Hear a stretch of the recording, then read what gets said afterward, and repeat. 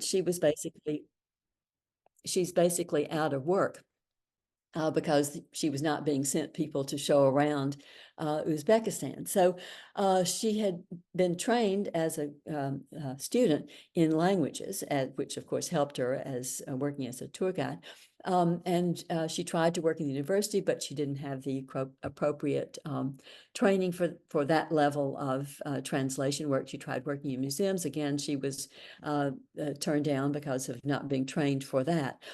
She had a bit of luck when she was asked by the mayor of Bukhara, which is where she's from, to help 3 Peace Corps volunteers who had been sent in the 90s as Peace Corps volunteers, obviously. The 2 women went home. They didn't like where they were housed or the food, but the young man stayed, and she began working with him to have him talk at the local university about how to go into business. And she worked as his translator. And he, in turn, advised her to go into business as a tour guide for foreigners, not for local people from the former USSR, because she spoke English, and to develop her own hotel, which she did. And it was the most charming of the hotels where we stayed. She began working also for Aid to Artisans, which is an NGO that identifies artisans and helps them to develop markets internationally. And both of these women were very important in connecting local artisans to the Santa Fe International Folk Art Market, which is a big market in America, obviously, Santa Fe, to give artisans from around the world a chance to display their wares and to develop a market. Raisa has traditionally, since this has been going on, been able to loan them funds to go, and then they repay her they make more from the week or 2 that they're in Santa Fe than they do for the rest of the year selling their materials. So these 2 women are very much beloved by people in the arts and crafts community. And this, oops, where's, why is it not? Oh, that was it. This shows Chris being welcomed by one of the artisans into his home. He actually welcomed all of us, but this photograph shows him welcoming her. And people opened their homes, they opened their studios, their workshops, their homes to feed us because of these 2 women, because of their feeling of indebtedness to these 2 who have provided a market for them.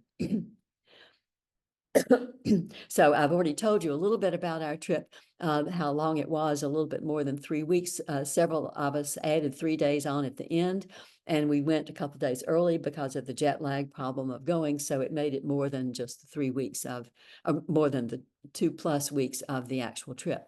But this shows you, I wanted to show a little bit about where we went on the trip. Everyone landed in Tashkent. And that's the capital. It's more than 3 million people. It's huge. When we landed at midnight and flying over the lights of the city, I thought, my goodness, this really puts Boston to shame. I mean, it was huge. It sprawled. It's quite a modern city today. There was a huge earthquake in 1966, which destroyed almost all of the city, and it's been rebuilt as a modern city. I showed you the photographs from the subway, but there's much more that's modern. So from Tashkent, we flew to Nukus to go to the town of Khiva, which is a national heritage site. It's one of these oasis towns, a walled city that has been completely renovated. So you can walk through it and feel like you are walking through a 12th century oasis town. We then flew back to Tashkent and got on buses and went to the vans. We had to go through some tunnels, which are too small for buses. So we were on vans to go to the Fergana Valley, then back to Tashkent, then on buses then to go to Samarkand, and for 3 days on to Bukhara for another 3 days, and then a train back to Tashkent. So it was both ends of the country and a variety of spots. So beginning to spend more time on that than I meant to, but the rest of these will not have so much talk, but more pictures. So the textiles that we saw included embroidery work, which is called Suzani. It's spelled differently depending on which method of transliteration is taken. Silk production and weaving of ikat fabrics, and I'll show you what those are. Printed fabric, a little bit about that, and silk and felted wool and silk carpets. So first of all, the embroidery work, the Suzani. I've got, first of all, a number of large versions of these embroidered pieces, which would have been used as bed covers or possibly wall hangings. They share motifs, the rosette that you see here, and then the sort of foliage motif, usually a border around a central field. There's sort of variations on a theme. Many of them have a sort of similar look to them. All of them beautiful. These are just gorgeous works. And when I show you the details, you'll see how much work goes into these. The fabrics are silk threads on cotton and silk ground that is done, and that traditionally this would have been done at home by women, by young girls to prepare for their dowry. They started learning how to do this at a young age so that they could have amassed a group of pieces for the time that they got married, and they usually married fairly young, 15 or so. So this would have been handwork done at home. Now it's done for the most part for tourists rather than as furnishings for one's own home. This is a person who's been extremely successful. This was just a photograph of a poster in her shop. She's sort of declared a national treasure, and this shows you in front of some of her designs. The government has given her a house. They commissioned her to make things as state gifts to visitors from outside, and she's been extremely successful. Her work is in the British Museum and other major collections. This is her shop. You can see Suzani spelled a different way in this photograph. And these are all things that have been done in her shop, although they have a similar look to the traditional things, traditional works that we were looking at. This is another designer, the daughter of one of the artisans who was revived after the Soviet period was over, and his daughter is now the designer in his shop, and this is work in their showroom. Another place where we saw work done like this was a spot along the road. We stopped at for lunch and to see people at work doing this sort of handwork, and works on display, which were available for us to purchase if we wanted. This was a carpet shop, but the owner was so proud of his collection of Suzani that he kept bringing them out and throwing them out on the floor the same way he might have thrown rugs if he had hoped to be able to sell us the rugs. But some of us wanted to buy some of these, and he said, nope, they're not for sale. This is my own personal collection, but just these gorgeous works. This shows a little bit of a detail, and you can see how completely tightly embroidered this is. It's done with a chain stitch. I'll get to one that's even closer. And of course, with silk threads, it's very luminous against the silk and cotton background fabric. This shows you again how tightly how tightly embroidered this is, as this does. It's done with a chain stitch, and Suzani means made by needle, but the sort of needle they use is closer to a crochet hook. Here you can see a couple of garments, a modern one from the shop of the woman who's considered the national treasure, and this from a collection that shows an older garment with the similar sort of work, although this one is done with gold threads, which is another technique that is not being done today. This shows you, we'll begin to show you a little bit more about the process. So this is a panel that has 1, 2, 3, 4, 5, 6 strips of fabric on it. And the design has been drawn on, and then it would have been taken apart for 6 different people to work on, or maybe to work on the same person to work on at different times. And then this has been sewn back together to show it in a museum so that you can understand the process a little bit better. But I can show you even more about that from some of these other photographs. This shows a design drawn out, just the design itself, and it's hard for me to tell whether this is on fabric or paper. I saw both actually, but I can't really tell which this is. This is the woman with the large poster behind her. I mean, the poster of her. And then this is from her shop, and it shows, oh, if I can move this over. Oh, sorry, just getting back. It shows her someone working with a light table to transfer the design of this sort onto the fabric. And then this shows a young woman working with a frame with the fabric with the design on it, as you can see here. And then she's using the cross stitch method. But you can see that she's got one hand on top and one hand underneath. What she does is stick the crochet hook, she's holding one in her hand, through the fabric and catches a piece of thread underneath and pulls it back through to make a loop. And then she sticks the needle through, or the hook through again, grabs it and brings it back up again. And that way creates the pattern. This was a different shop where you see a whole group of women working on these frames. And this was the mother of these two girls. One of them was 13 and one I think was 15. And she said that normally they know how to do this. Normally they would not be at the shop, they would be in school, but she wanted them to meet the foreigners. so she allowed them to skip school that day and come to meet us. But you can see, again, her hand is underneath the table, her left hand underneath the table and the right hand on top, catching the thread and pulling it back through.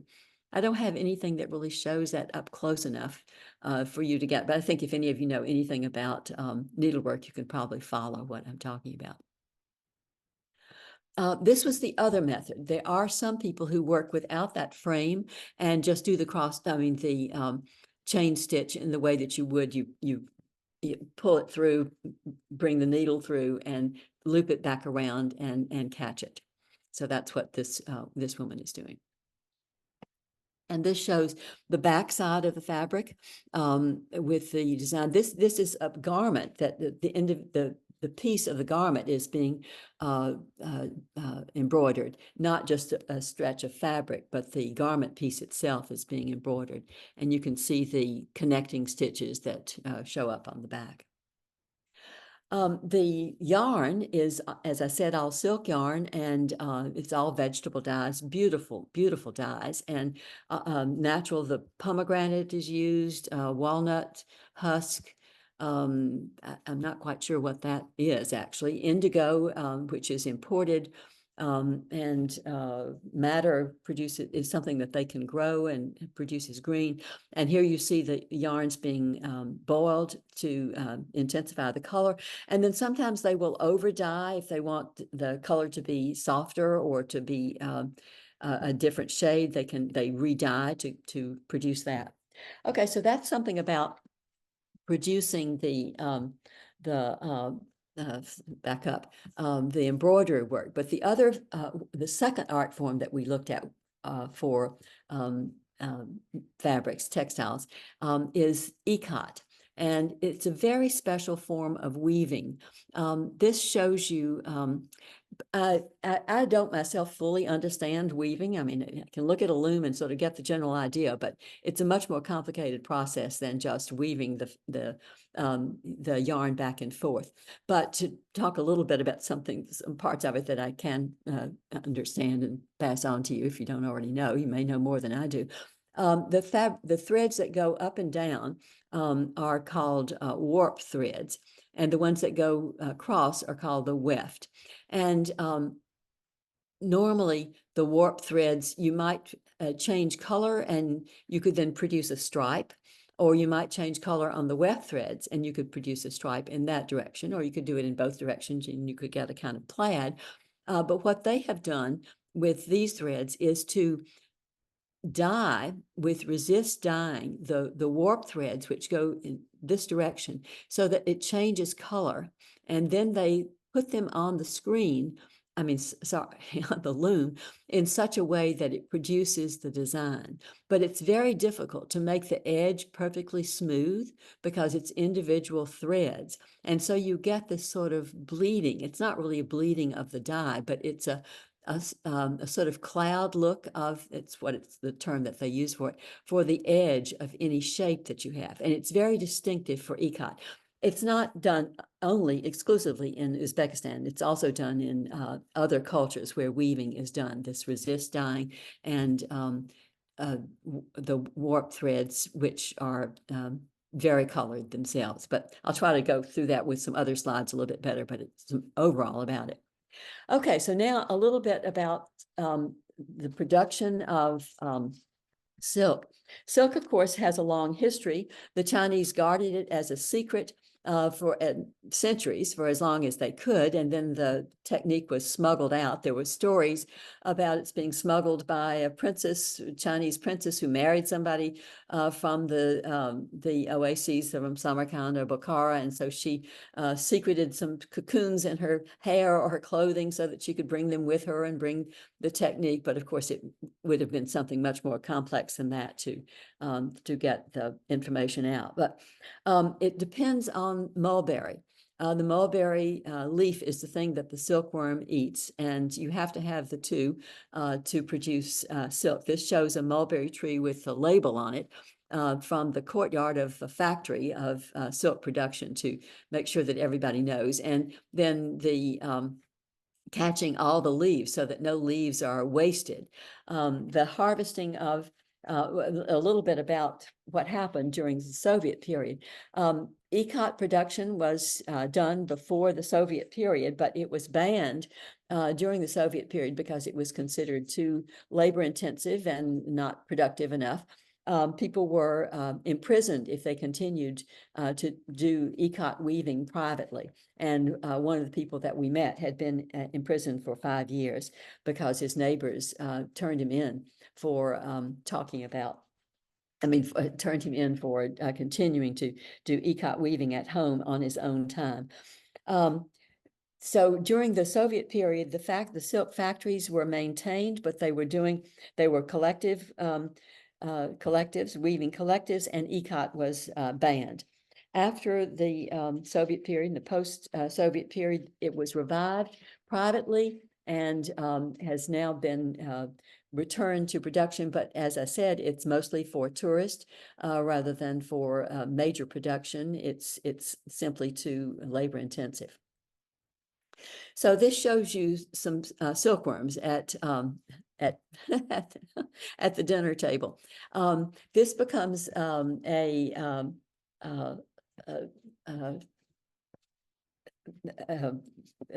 can't think of the word. I'm sure that I didn't write it down.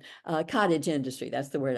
A cottage industry where everybody during the twice a year during the time period when the silkworms are being fed, people have shelves like this or tables of silkworms, and mulberry leaves are brought in to feed them twice a day.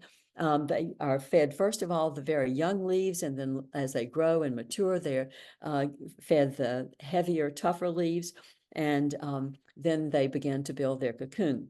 A nursery would start out with a matchbox of silkworm eggs, and that would grow into a huge production in 6 weeks' time of cocoons. They're voracious eaters. The temperature and the humidity has to be controlled, so it's not an easy thing to do, but it's a way to have a little bit of income from this cottage industry. The cocoons then have to be boiled to kill the worm inside. So everybody who is a vegetarian should know that you you can't wear silk either because animals have been killed to produce silk. And the boiling process also loosens the sort of glue that's part of the extrusion of the worm to produce the cocoon. And in the process, let's see if you can see this. You can see maybe here a group of threads which have been caught from cocoons and are being brought up through an eye and then twisted together and back down again on the other side. And then this shows them being put onto a spinning mechanism. This is where my knowledge of weaving, spinning and weaving begins to break down. This shows you a hank of yarn that hasn't been dyed, but is a natural color. And this shows more of these threads being wound onto form to create a yank of yarn. This is the more mechanized process where the individual threads, up to 40 filaments, are combined into a single thread, and then up to 40 threads are combined, well, even more depending on how heavy the yarn needs to be, would be combined into the yarn that's used for the embroidery work. And again, this my knowledge breaks down on exactly what they're doing here, but they are winding the threads around to get a length of thread which would make one one stretch of fabric. A stretch of fabric might be 20 yards or 20 meters or something like that. So one of these would be long enough to stretch that length, but they have to be carefully ordered, as you'll see in some of these other photographs. So here are some gatherings of yarn like that. And then this shows you they're bound together, undyed at this point. And this shows you on the right, what you see is some of the clusters of threads, which they go, I mean, this would be one thread that goes back and forth, back and forth, back and forth, back and forth, back and forth. And then that would then be spread out to be the full length of fabric. I mean, if you think of, we talk about 200 thread count. I don't know what the thread count for the things that they're doing, but if you think of an inch having 200 threads in it, 18 inches across, it's going to have many hundreds of threads. So each one of these would be one of those threads, which will then be stretched out the length of the full yardage that's being dyed with one design. So then this is carefully marked on to create the design that the final product is going to have. And over here, you see, this is the same thing, a little paint pot, and it's marking where the resist dye is to go to produce something that looks like this in the end. Again, this is another example of you're seeing what ikat looks like. Have I lost you all at this point? You're muted, so I don't know. I can't get your response, but okay, so this shows a hank of yarn which has been taped with Scotch tape, and that just shows it being marked. And now it's going to be dyed. So this has been Scotch taped everywhere they don't want it to dye. And obviously this has been dyed in this bright yellow to produce the results, but then it's been masked off for other parts of it. This shows the masking. This has been dyed repeatedly now to get several different colors on the thread. This just shows you one Scotch taping of it. And then here you see those many threads being wound on a loom that will be then come together to make a piece of fabric that's 18 inches wide, not the 4 feet or so that this shows with the threads separate from one another. And here you see it on a loom. You can see what it looks like after the weft threads have come across down at the bottom, but you can also see the threads that the warp threads that lead into that on the other side. And you can see the petals that lift or lower the individual threads before the shuttle goes through carrying the weft thread. This is a simpler one, so you can see it more easily with the threads themselves and then what it will look like when it's actually woven. This is a very modern design rather than one of the older type designs. And this is very interesting. This is velvet, weaving velvet in ikat. With velvet, it's very, in a sense, wasteful of the fabric. It has to be 4 or 5 times as long as the actual piece is going to be, because to create the pile, of velvet, it has to have the extra length. So the design takes that into consideration. And here you have, it's two different things that are woven together to produce the final product. Here you see it on this side. You could see how stretched out it seems over here, and then much tighter on this side after it's been woven. And then to create the velvet, the metal rods are put through every few back and forths. And then after 80 or 85 of them have been done, someone comes in and it has to be the same person so that it will maintain the same look of the pile. The pile is cut with a razor across the threads that have been raised with the rods to produce the velvet. That's so confusing. I hope you can understand a little bit of what I've been talking about with this. Okay, so this shows you some of the final product, the yardage laid out to dry. It must be, I didn't get any information about whether it's washed at the end, but perhaps it is. And this shows you the repeating design as it goes on. And every place where I'm not even going to go into that. There's a break in the design when it switches from one end of the thread to the other, one of the hank of thread, which produces a distinctive line across it. So we saw lots of examples. I realized I'm not going to get through half of a third. I left out all the architecture because I figured I couldn't even get to that. Maybe I'll get to a few more of the examples of textiles before my time is up. But anyway, here are a few examples from museums, garments that are woven with them. Some of these of cotton, but some cotton silk combined, but absolutely gorgeous. And as you can see, a sort of consistency. This is not the front and back of the same piece, but two different pieces with a very similar sort of design. And even more with different colors. And shops where we saw these garments and yardage being sold with modern designs. And just a stack of scarves, which are beautiful, just the length of the fabric itself. We went to one market that had antique pieces. They might not be terribly old, but they were ones that were second-handed anyway, and being sold. But for the most part, what we saw was recent design. Another type of textile is tape, producing tapes, and it's called card weaving, where a few warp yarns are stretched out, and using a homemade deck of cards. Oh, it doesn't show because it's on this side.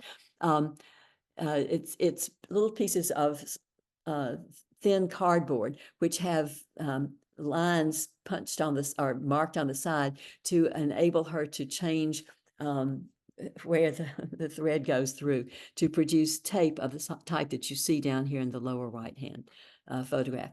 Another type of textile that we saw was printing, just a similar sort of thing that you see in a lot of other textiles, the edge being printed, he's pressing down, and here you see the blocks that are used for printing, and over here the ink that's being produced, very thick viscous ink that is on slow boil or slow heating for weeks to produce thick enough. We also made scarves ourselves at a workshop. The designer of one of the most beautiful collections of garments that we saw showed us how to make felted silk.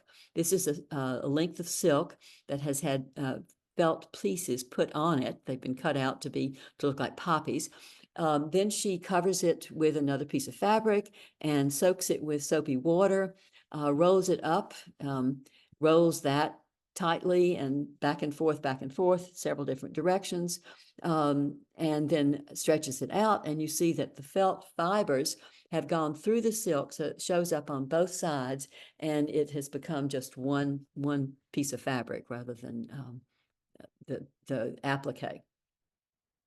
We saw silk carpets being produced. That's probably more familiar to you, knotting carpets. And okay, so I might as well stop. I was going to show you a lot of architecture too. Initially, I had more slides of architecture than I had of. Oh yes, maybe I can do a little bit of this other crafts that we saw. We saw a couple of yurts in museums or historic places. And we also went, and this is the inside of one, and notice the sort of lattice down at the bottom and these long pieces that go up to the top.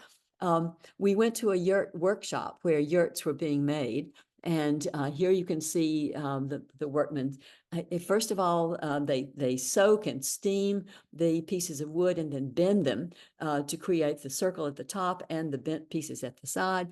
And then they make a lattice, which is like the playpen thing that children can expand and contract. So when nomads were using things like this and they moved around, they could contract this into something smaller to travel with it. But then when they set it up, it could be stretched out to make, let's say I'm going to go back to the inside so you can see what I'm talking about.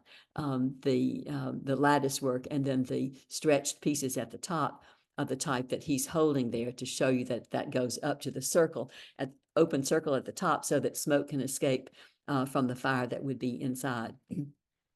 We went to a felt making shop where using wool,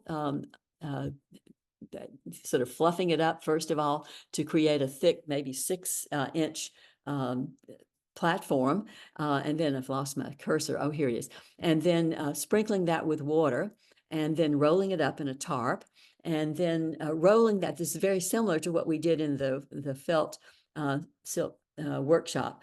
Then it's put under a sort of Rube Goldberg contraption with a motor over here, which rolls this back and forth to roll that sausage of felt.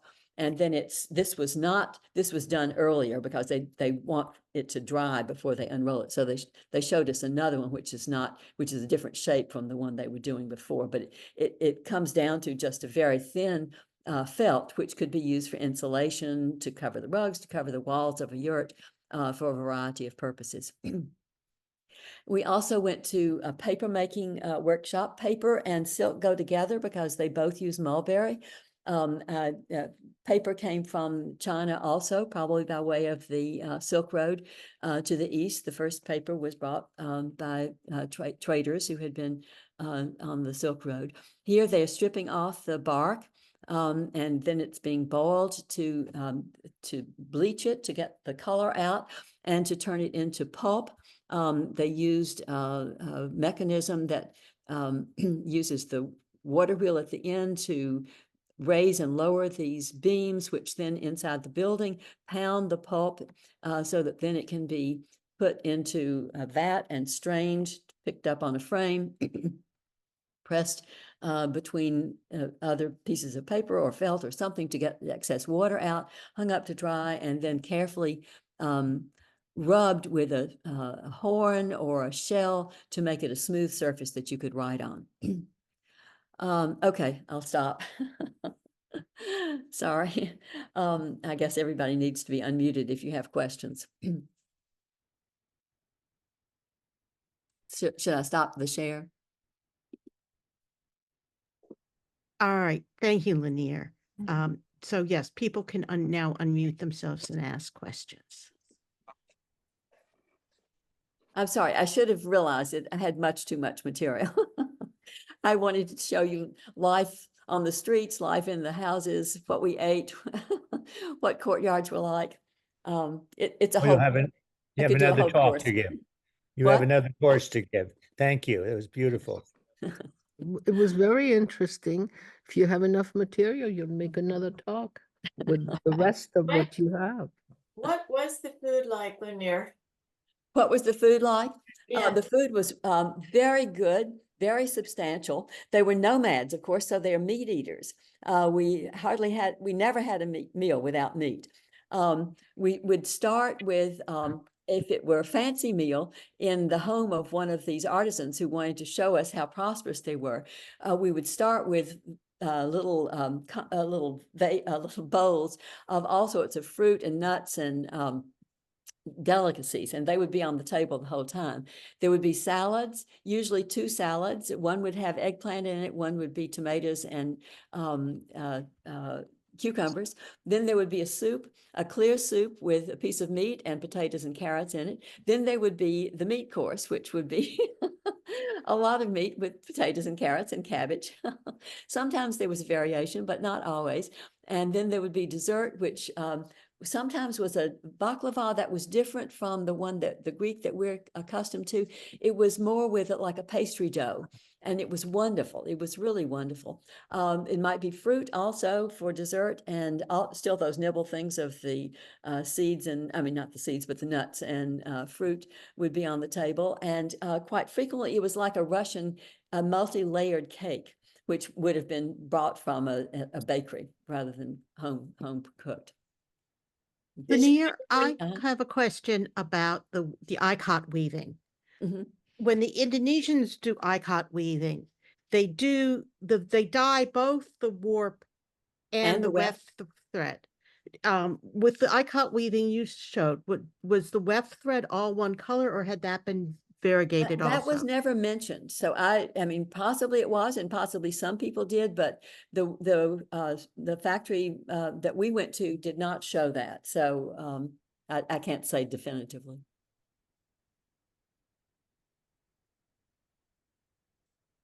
Yes, Sally. I'm very impressed by your vocabulary. I thought you did a really good job. I didn't even get to the architecture. I know much more about architecture than that. Well, I thought it was very well explained. Oh, good.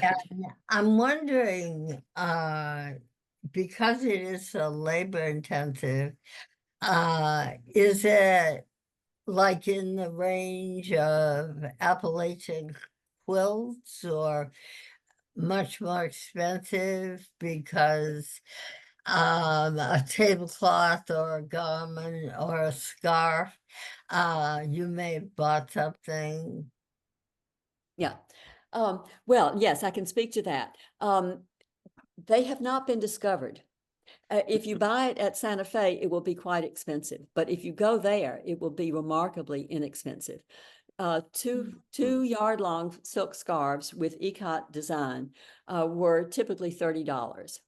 I bought one of those bed covers. It's not, I'm going to hang it rather than use it as a bed cover, but it's probably 4 feet by 5 feet from the antique market for $30.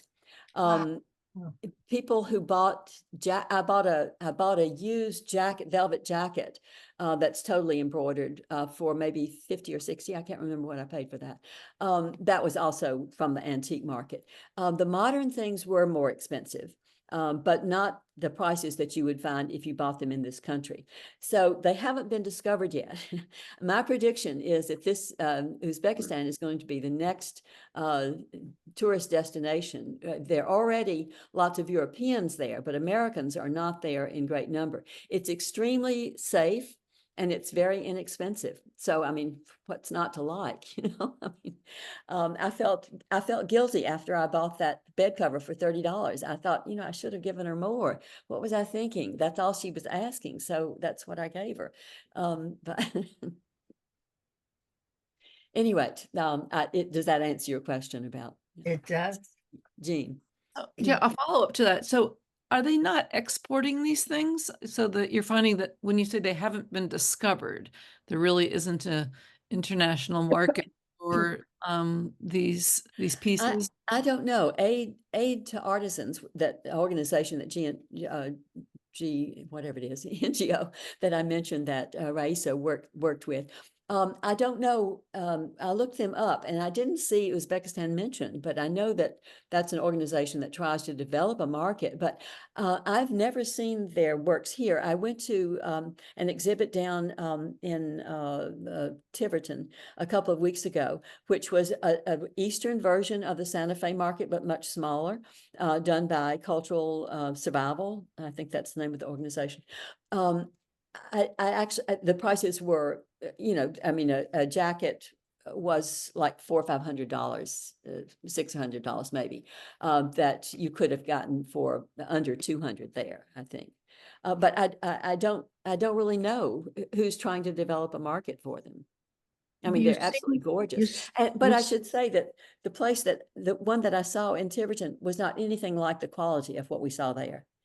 I mean, the needlework was probably just as well, but the design element was not as strong as the places that we went to. So there The is situation you are describing seems very similar to the situation in the early 80s or late 70s in Japan with their silk product. yes, mhm, So I assume it will follow the same evolution, yeah, probably, price-wise and developing. And yeah, there was an industry, I mean, in Japan, but it was also a cottage industry quite a bit, yeah. especially with the worms. Now those fields of mulberry trees have been transformed into malls and apartment buildings and such. So you Well, could expect. that's an interesting thing in Uzbekistan. The cotton production is out now. I mean, it's not out, but it's reduced, and they're planting many more trees, just fields of mulberry trees. And along the road, you just see trees. It's like there's no road that's not lined with trees. So many of them mulberry trees, but other trees as well. They also plant poplar trees, and the understanding that we had there is similar to what I've heard in France, that when a boy is born, they'll plant a stretch of poplar trees to be cut down when he gets married so that they can afford to build a house for him on the family property. In France, the understanding I have is that it's planted when a girl is born and cut down to provide for her dowry. But a similar sort of idea. Nicole, you would know whether I'm correct about France or not. That was done a long time ago. Yeah. Everything changes. Yes. Is the next generation with the people that you saw working there, was this a generational family thing that's passed down? Yes, at the level that I'm talking about it, yes. One studio that we went to was 5th generation, one was 7th. But that included a very young woman and and her daughter who came, to work occasionally. So yes, these are generational things where they've retained the high level of work and have gotten into this market which they're trying to develop. Yes. Kathy. I just want to thank you for such a wonderful presentation. I mean, you talked about teaching us something, and I've heard of silk production, I've heard of silkworms, but I've never seen what you showed us, and the cocoons being boiled, and then the tiny little filaments being pulled up, and all of the labor intensive that was not relying on computer generated stuff. It was really, really fascinating. So I really want to applaud you for that, as well as I have a cousin who has been doing some embroidery of tapestries from an artist, and then they get shown in places, and the labor intensity of the work she does, which is very different from that, but it's just incredible. So thank you for that piece of it. And maybe maybe there is another presentation you could show us with the architecture and the culture and of a place that we know very little about. Well, it is fascinating. I thoroughly enjoyed my trip, and thank you for letting me share a little part of it. So. Well, I'm sorry that I came in late. I was got myself embroiled in packing for the weekend, but I'm going to be looking for the rest of the recording. So, Ed, I'll be viewer number 1. All right. Well, I think I'd like to look at it again. And I was delayed because I had a car accident a few days ago, and I was embroiled with the insurance company. So, but I will actually, I want to see the whole thing all over again. And I have to say, the way you presented the map, so now we have, like probably most of us we didn't know where on earth specifically the place was, vaguely, but Neither did I. you showed, you expressed everything. Now we have an understanding, probably much, I mean, beyond the silk and everything like that. It's a political statement, more or less, a little bit about what where Russia is in terms of that country. But thank you so much, and I would like to see the architecture. Mm. I think most of us would. You kind of made us salivate a little bit then, but we did enjoy. I thought it was wonderful. Thank you so much. You're welcome. Well, I have to say, when I saw the photographs of my neighbor friend who told me about the trip, it was really the architecture that attracted me because I knew something about that.